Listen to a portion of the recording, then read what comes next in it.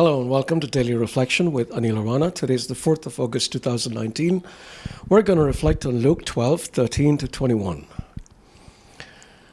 Someone in the crowd said to Jesus, "Teacher, tell my brother to divide the family inheritance with me." But Jesus said to him, "Friend, who set me to be a judge or arbitrator over you?" And he said to them, "Take care. Be on your guard against all kinds of greed, for one's life does not consist in the abundance of possessions." Then he told them a parable. The land of a rich man produced abundantly, and he thought to himself, "What should I do, for I have no place to store my crops?" Then he said, "I will do this. I will pull down my barns and build larger ones, and there I will store all my grain and my goods. And I will say to my soul, 'Soul, you have ample goods laid up for many years. Relax, eat, drink, and be merry.' But God said to him, 'You fool, this very night your life is being demanded of you, and the things you have prepared, whose will they be?' So it is with those who store up treasures for themselves, but are not rich toward God." The Gospel of the Lord. The first question that might come to mind when we read this parable is, why does God call this man a fool? He had a bumper crop and decided he would store up all his grain and settle into an early retirement. Hadn't Joseph done something earlier for the Egyptian ruler a few hundred years ago? What was so foolish about that? The farmer wasn't a fool because he was wealthy. God has no problem with us having money. It is the love of money that is an issue. Paul would later write, "For the love of money is a root of all kinds of evil. Some people, eager for money, have wandered from the faith and pierced themselves with many griefs."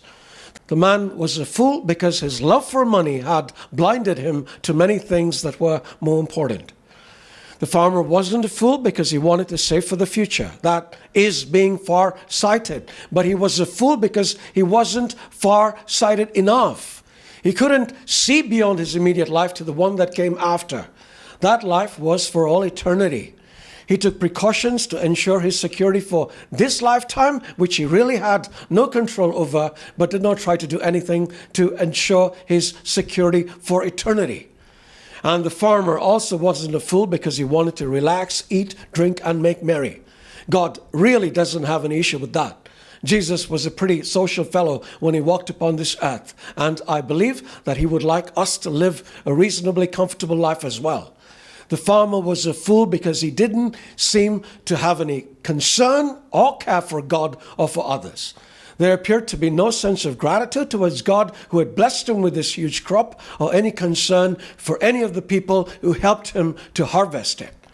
These ultimately are tests of our wisdom as well. Do we have our priorities right? Are we grateful to God for the blessings that we receive?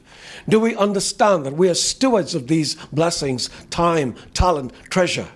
One day we will be called to account for what we did with all that we have. Did we use them to bless others, or did we just use them for our own benefit, unmindful of anybody but ourselves? Let us not be fools, because as Jesus says to those who don't run after the things of the world, your Father has been pleased to give you the kingdom. Now, it is wisdom to run.